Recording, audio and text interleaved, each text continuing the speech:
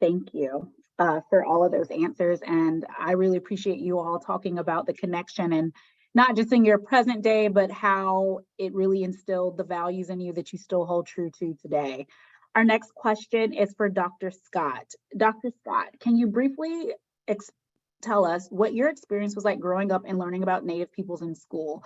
What have you seen in our current systems, and how have these things influenced your work?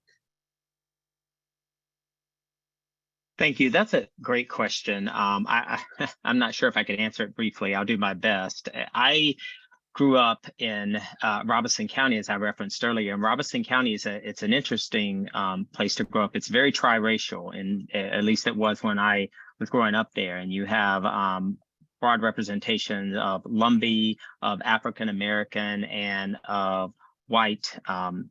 When I went to school, that was represented in my elementary, middle, and high school. I would say that what I learned about being Native in school was very limited. I remember images of Natives that were either sad. I remember this poster, fifth grade, I still see it on the wall, of a sad Native. And then I remember this tribal or warrior representation. And I think that there is, that most of what I learned about being Native came from church, from my community, from my people. I learned a lot in tobacco fields and on the Lumber River, and that kind of created this source of conflict for me in school. And recognizing what I didn't learn. In retrospect, it's made me much grateful for tribal gatherings like Lumbee Homecoming, where I was able to get a better understanding of my people and our history. I did not really receive that in my formal education. I'll also add that at the time, I'm dating myself, there were funds for Native students, and these funds, I think, paid for, I remember, an art teacher. And from grades 4 through 8, if you were Native, you went to art class one period, and that the period was actually during recess, which I liked art class, but I really liked kickball also. So but that's a snapshot of my American education. That is so interesting, having to choose between recess and art. But really appreciate you sharing that and the impact that it's had. So I guess in following up, as you think about those experiences, how does that, I guess, add to your passion to do what it is that you do in the name of Native students and teaching? Thank you.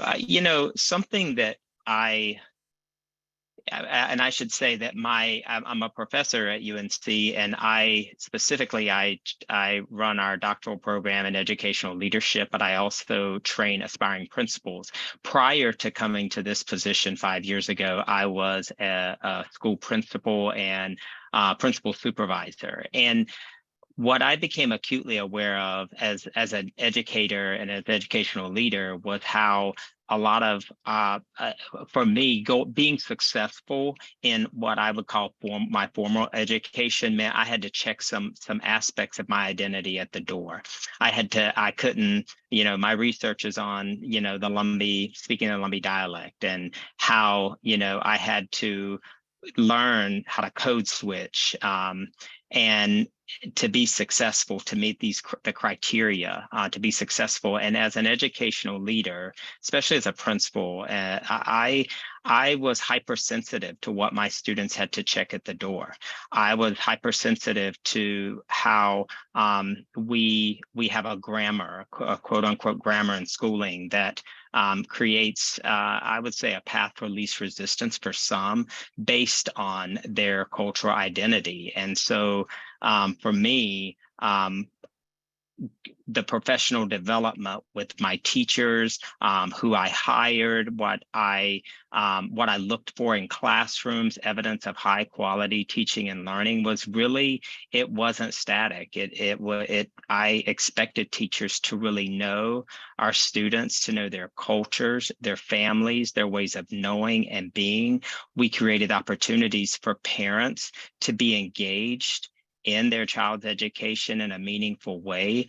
We were really sensitive to the materials that we used and how we interpreted standards. That was very personal for me, I think, and oftentimes this work can be an academic endeavor, but it was a personal one because I knew what it felt like to be that student who did not fit into these traditional conventions of being a scholar.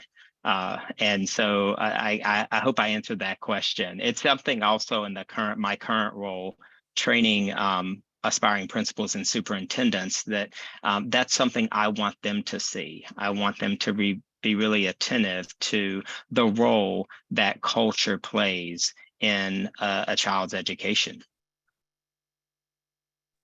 Thank you. I really appreciate that, and the way that you're able to leverage like your expertise and your leadership, but also the position that you're in to make a difference in the lives of other Native children as they enter into the school district, but also just supporting other educators and giving them that frame of reference in your work. I think it's so important to be an advocate and also a resource as we work to make schooling more inclusive.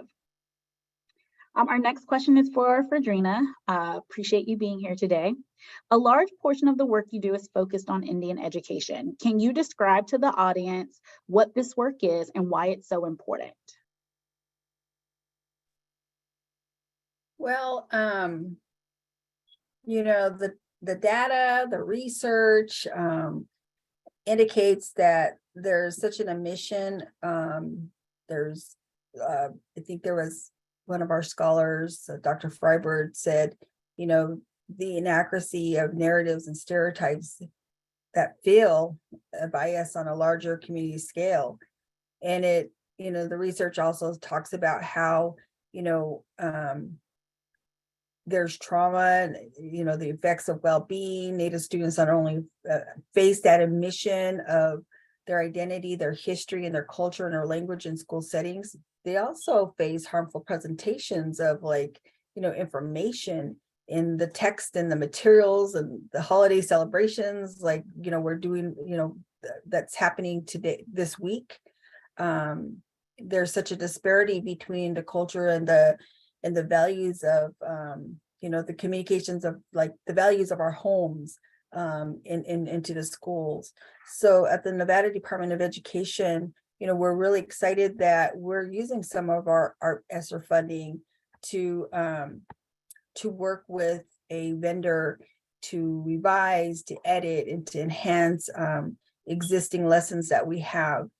We are also, you know, enhancing and creating lesson plans, and we're doing training on the curriculum and creations of, you know, the evaluation and assessments, and, you know, creating this for our Native students that are in the classroom, but not only for just our Native students, but for, you know, all students.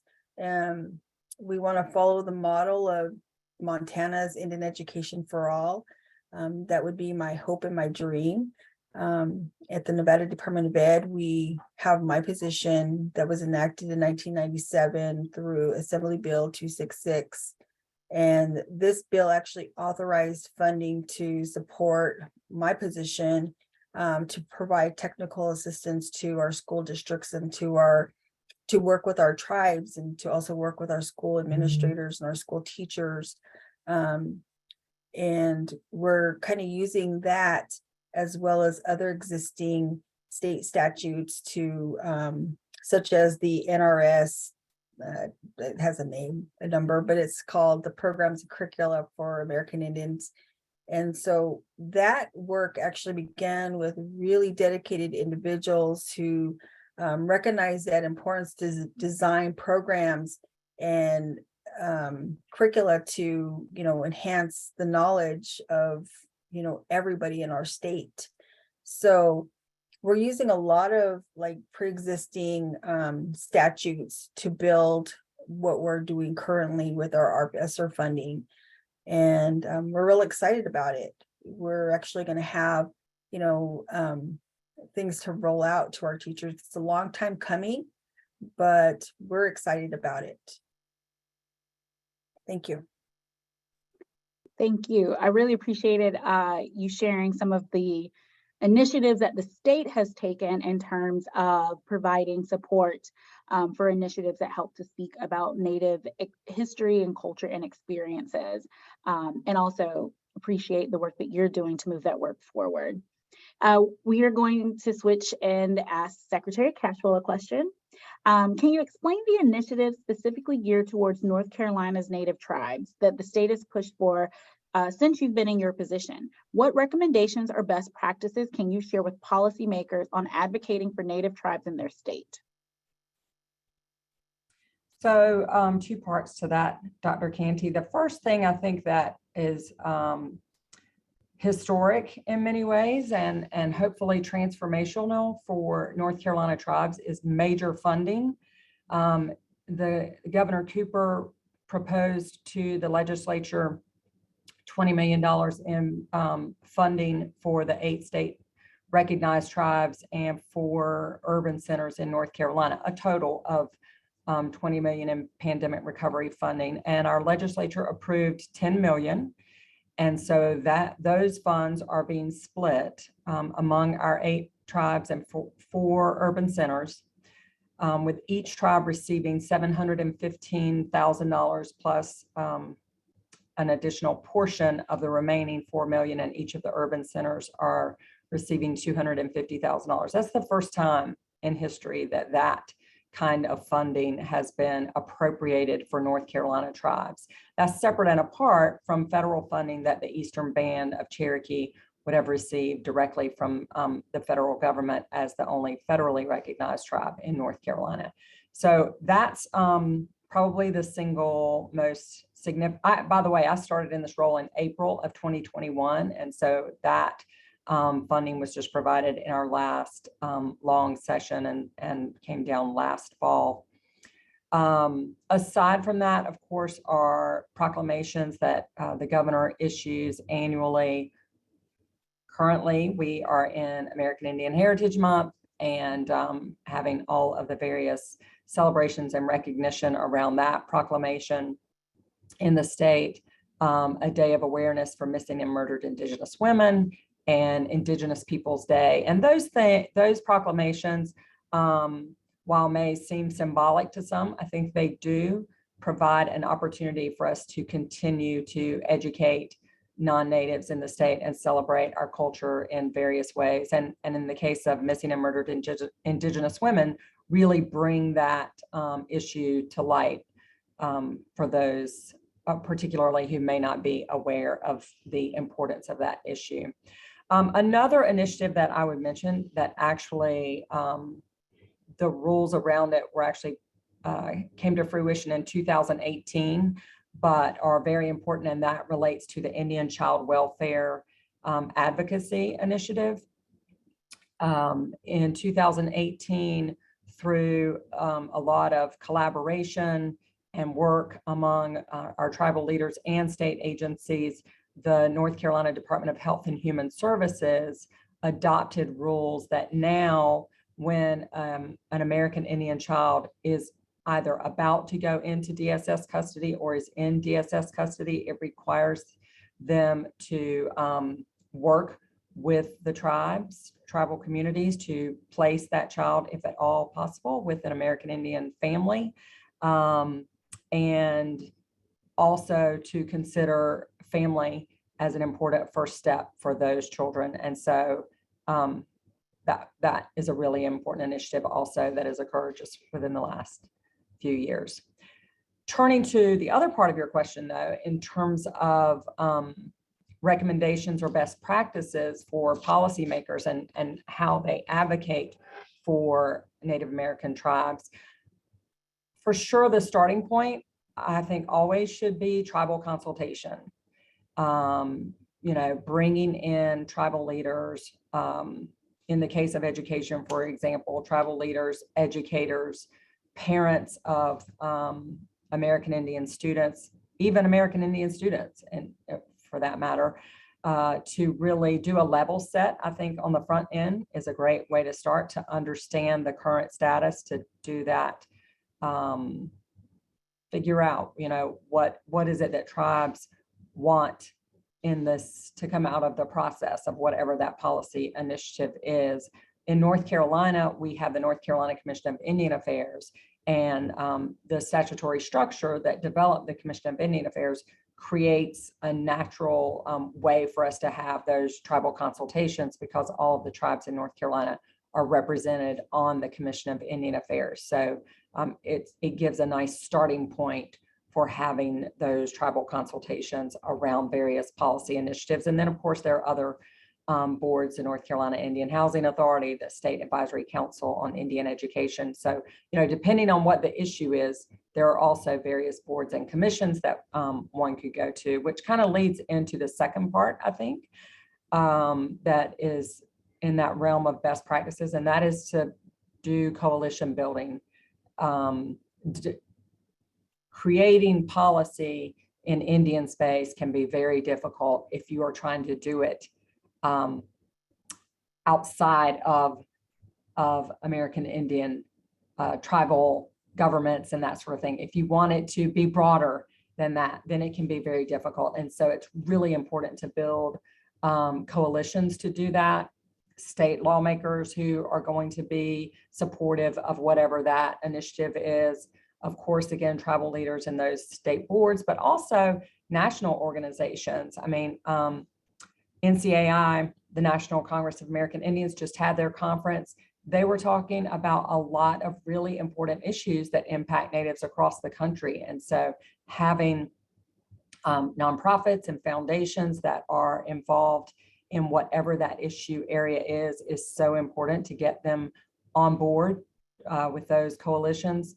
And also foundations will often provide finances for doing research that supports whatever your initiative is and can really get behind you. Of course, I would be remiss if I didn't include universities and community colleges, because they can be a really important stakeholder as well, depending on what the issue area is. And so tribal consultation, building the coalitions, and then I would say having leadership for that initiative that helps in doing proper planning, because to really, again, because it can be so difficult to really carry out your policy initiative, you have to have a plan that may involve public meetings to get people engaged, a letter writing campaign, you know, lots of different ways in which you can push your initiative.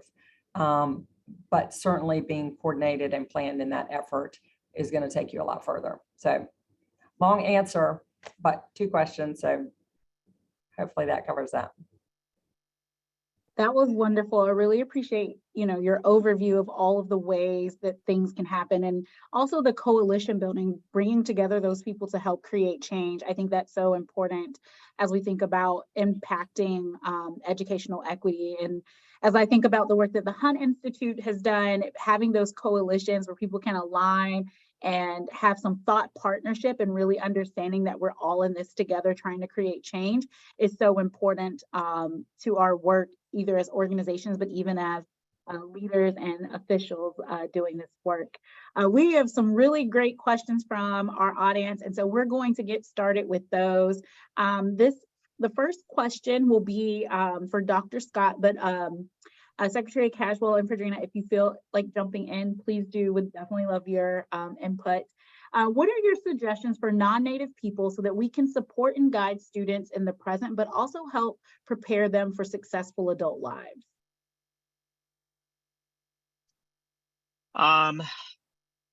Gosh, I think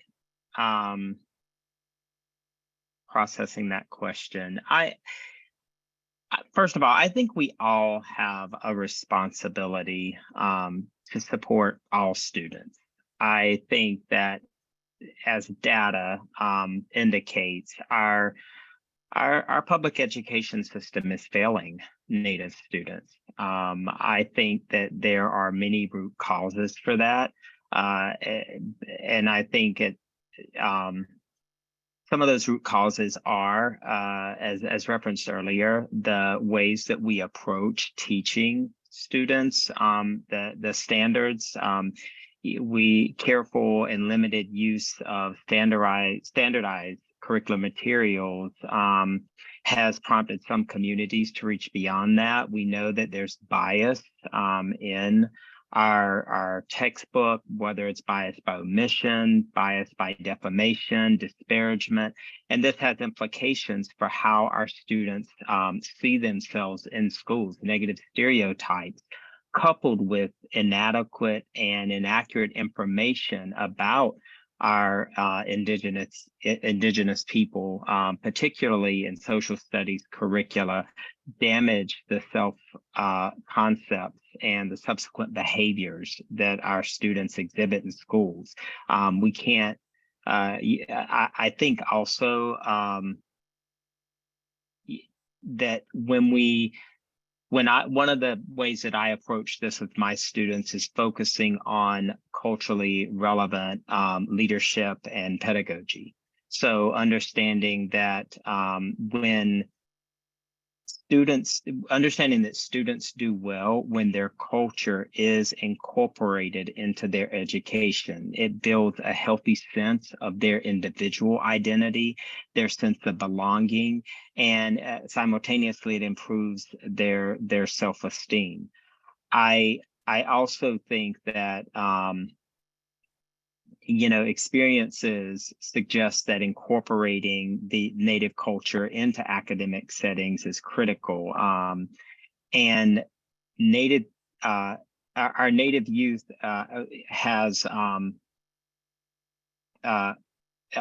tribal communities have shown that it can be done by partnering with families, communities, moreover, local community members, especially elders, engage more in the learning process when it reflects and it includes key elements of Native culture. I think that those are some steps that can be taken by all educators and educational leaders to support students. Thank you. Would any of our other panelists like to respond? So the one thing I would add, I agree with everything that Dr. Scott said. It's such a complex question because I feel like, I live in Wake County. I have a high schooler who attends public school in Wake County. But I know that the difference in the educational resources, the educational opportunities that he receives are very, very different from those that a student might receive in Polk County, for example. I mean, we just had a lovely young woman stay with us a week ago who was a governor's page who attends school in Polk County and who relayed to us the fact that she had not had their school had not had an art teacher for several years. They had not had a band teacher for 3 years. They had no drama program. They had no AP courses, not one AP course. And I know this is not going directly to this person's question, but it is related in that how you support students can be determined in some ways based on where they are and what those resources are that are available to them. And so, that was so disturbing for me last week to learn that. And it really just represented so well the inequities that we have in our educational system. I'm speaking, of course, here in North Carolina, and just how different that can look for children who have no control over that. And so in this case, this was a young Lumbee woman who her opportunity to be prepared for to attend a university is night and day from my child's opportunity to be prepared for university. And I know I'm taking us off, Dr. Cantian, so you can shut me up, but it's something that has really been, it has been bothering me so much for the last week. And just as we're talking about Indian education, that that's such a critical element of it. It's not just providing academics that are on our native culture is hugely important. There's no question about that. But part of that question went to what can non-native people do to support and guide students in the present. And sometimes that can be, it's like providing opportunities to our native students. And so I'll leave it with that. I can tell, Dr. Scott, you have something you want to add in. Yeah, first of all, thank you for cracking that door. I think that's so important. Just, because I think you can look at the data across, any data set on a national level here in the state of North Carolina. And, any data is going to say that, that our native students, even those who do graduate and go into college, are ill-equipped. They attend high schools that simply do not have the right courses. They don't have strong mentorships or the connection to the communities or opportunities that lead to a successful college experience. Few Native youth are actually enrolled in high-level math courses in high school, such as calculus or other rigorous classes. And these are gateways to higher education. Our Native youth are least likely of all student populations to attend high schools that offer advanced placement courses. And fewer than half of Indigenous high school students have a full range of math and science courses available at their schools. This is nationwide. Only 1 in 4 Native students who take the ACT at the college-ready level in math, and only about 1/3 score at the college level ready in reading. And so when they go in already at a disadvantage, their likelihood of graduating is even less. So, and I think, this is complicated. There's a lot of this is not just geography. It's the history of how our policies have really, marginalized our youth. Our policies have created this generational trauma that our kids bring to school with them every day. And I think, to your point, that the most important factor in a child's education is that teacher is having a highly qualified, culturally aware, culturally competent teacher in their classroom. So you just kind of struck that nerve in me. Thank you for sharing that.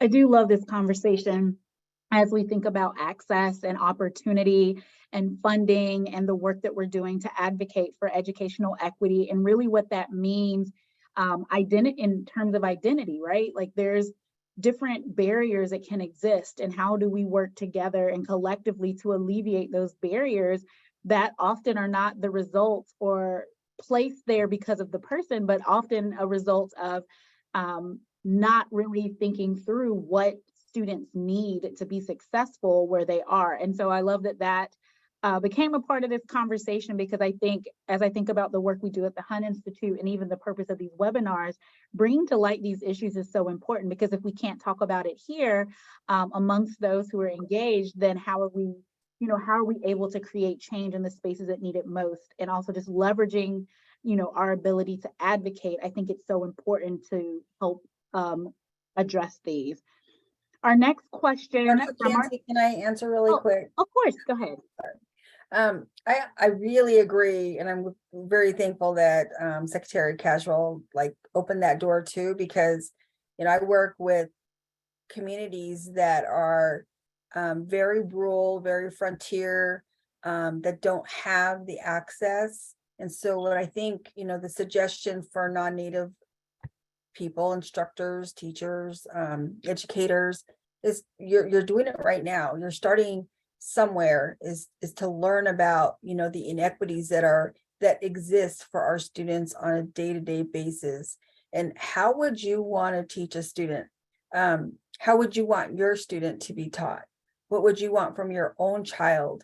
That's the suggestion I would give, is that's how you would support and guide students. What you want them to best receive. There's a lot of different, national organizations now that offer curriculum development. There's the National Indian Education Association. There's, we heard the National Congress of American Indian. So there's a lot of really great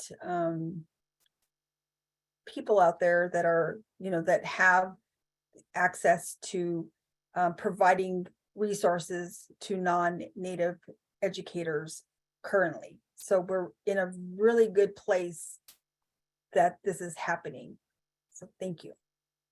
Yes, thank you for sharing those pieces. I think all of this adds to the conversation and figuring out the ways that we work together to address these. I'll start with you, Fredina, for our next question from our audience. And I'm not sure if this came from you or from Dr. Scott, but one of you named the harmful presentations that happen constantly and consistently, especially this week. What advice do you have for white parents and our educators about talking to our children this week about Thanksgiving? Well, I just sent out a big old email about using, again, some of those national views, because I'm Southern Paiute and I didn't even know the tribe existed. I thought they were a myth. And so you're talking to someone here way clear on the western side of the country, mm-hmm.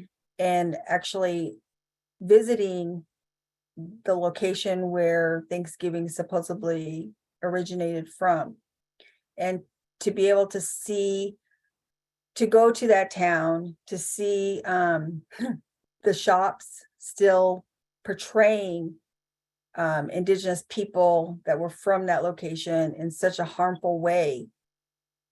So thinking about, the National Museum of American Indians has great resources out there for teachers to talk about what, that tribe who is still in existence feels about Thanksgiving. So I don't know if I'm answering this question correctly, but there's such a harm in presenting misinformation, that we now have so much access and resources that you could find this information. And I'm hoping the Hunt Center will research this information for future, that those who are listening in can have access to that, the material. Something that I have come to appreciate is just being thoughtful as an educator about whose history gets taught and told, and to as an educator looking for the counter narrative. My recommendation to K-12 educators is put the textbook down. Just put the textbook down and look for the counter narrative, because often those textbooks are written by and designed for kids that don't look like our native youth. Our native youth don't see themselves in what's being portrayed. As a principal, when I was a principal in Washington, I learned from our kids. Our kids, we learned about the Duwamish, we learned about the Lummi and the histories. And one of something that became really important is how we understand our roles as citizens in a larger community. And that starts with understanding your own racial identity, your own membership in target and agent groups and the privileges that you have. We teach our kids that. I think that, all students, particularly Indigenous students, because I didn't know this and be educated as a kid, that, we should know that at the time when quote unquote Columbus discovered or invaded what is now America, our natives were the same. We had the same approximately equal scientific knowledge and as much, as they did.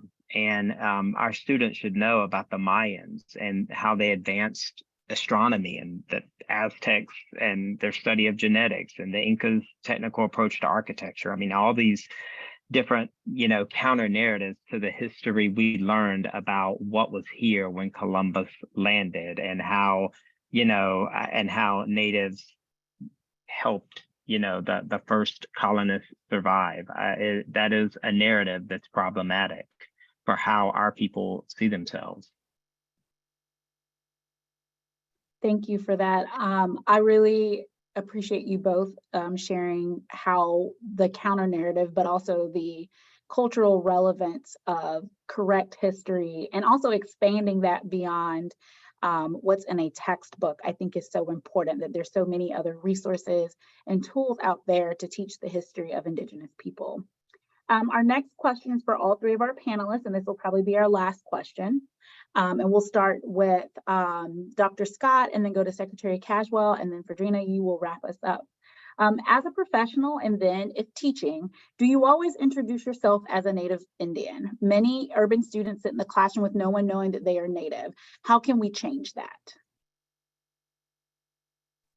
Well, I do, and I always have, because I when someone looks at me, I don't look quote unquote traditionally Native. I think one of my students described it as ambiguous, which was I could have taken offensively, but I know that she said it in love. But I do, because I think representation matters, and I think for my students, I want to challenge them and their understanding of who Natives are in our community, and I want to model the values that I aim to instill in them, because I am where I am, and I have the opportunity to do what I do because others saw something in me that as a kid and as a scholar, I didn't necessarily see in myself, and some of those were Native and some of those weren't. So yes, I always try to be very transparent about my cultural identity. I'm very proud of it, because when I say I'm Lumbee, that's not just about me. That's about my ancestors and my family, and I take that with me wherever I go. Thank you. So, it's funny. I will be completely transparent. It is not something that, first of all, my culture is such a part of my culture and identity that I have never felt the need to introduce myself that way. Like, it's something that becomes a part of, conversations that people quickly know about me. In this role now, and it's one of the things that has been interesting about me being in this role as the first American Indian woman, first Indigenous woman to serve in a cabinet position in North Carolina, it is the way I'm introduced in every circumstance where I'm speaking. I'm introduced that way, and I have to say it's been something that I kind of had to adjust to, because it's not the way I have operated throughout my professional life. I haven't felt the need to do that so much, and I appreciate hearing that from you, Dr. Scott.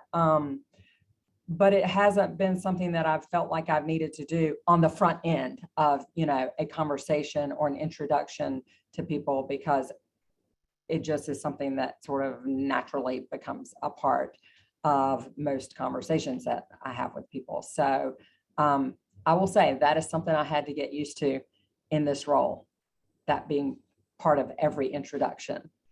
And it's not that I'm not incredibly proud of my heritage. And I'm, maybe some of it is for me as a woman, where you work really, really hard. And again, I'm being totally transparent. You work really, really hard. Your professional life to become successful, to move, through these positions.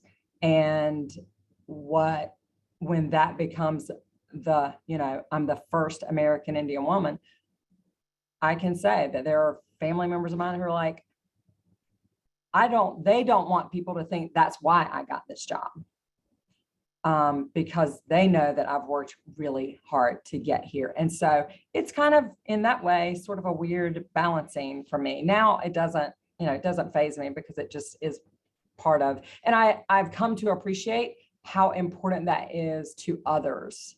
I mean, that took a little bit of getting used to also, that I know now and really appreciate how important it is to the Native people in North Carolina, me being in this role. I mean, it is really important. And I didn't understand that on the front end, the gravity of that. And so now I just embrace it. But it is taking a little bit of getting used to.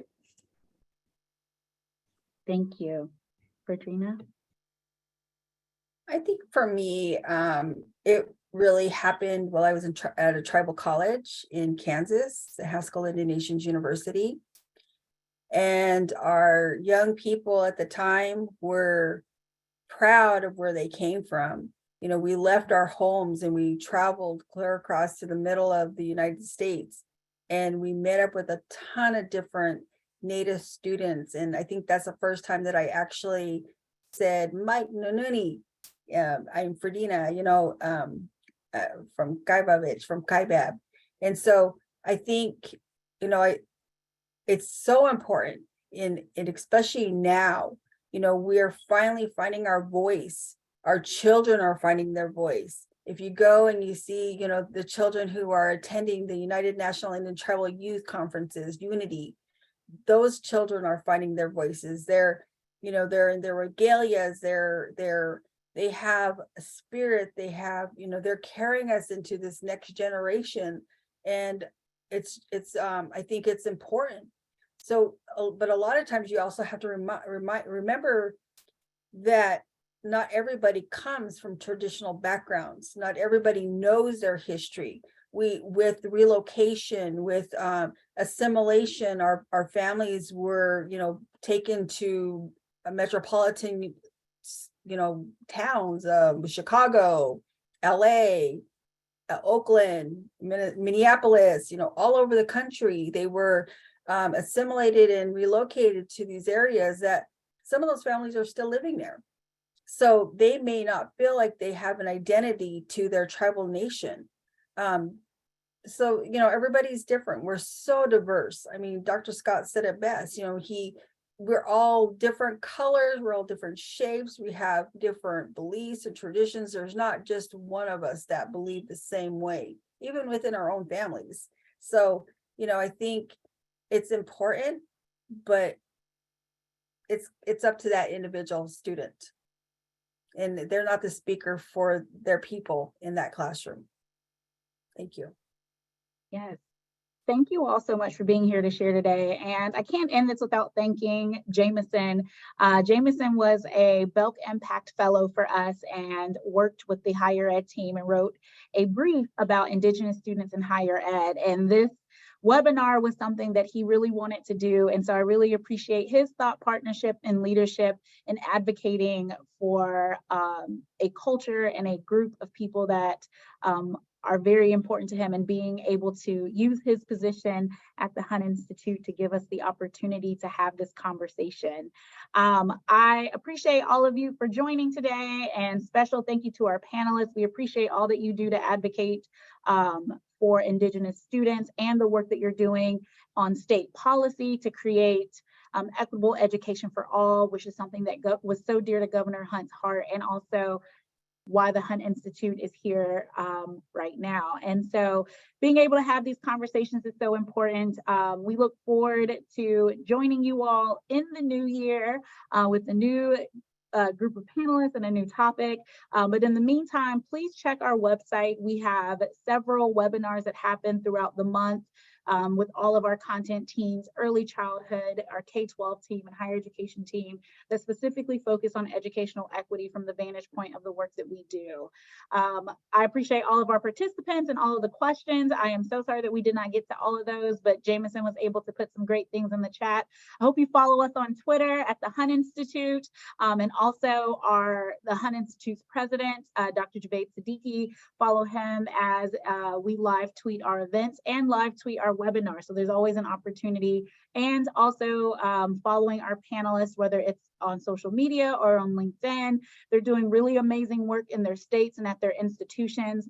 And we really just appreciate them leveraging their voice and their advocacy to advocate for Indigenous students and educational equity across the continuum. I hope everyone has a great rest of their day and a great rest of their week. And I look forward to seeing you all in the new year. Thank you.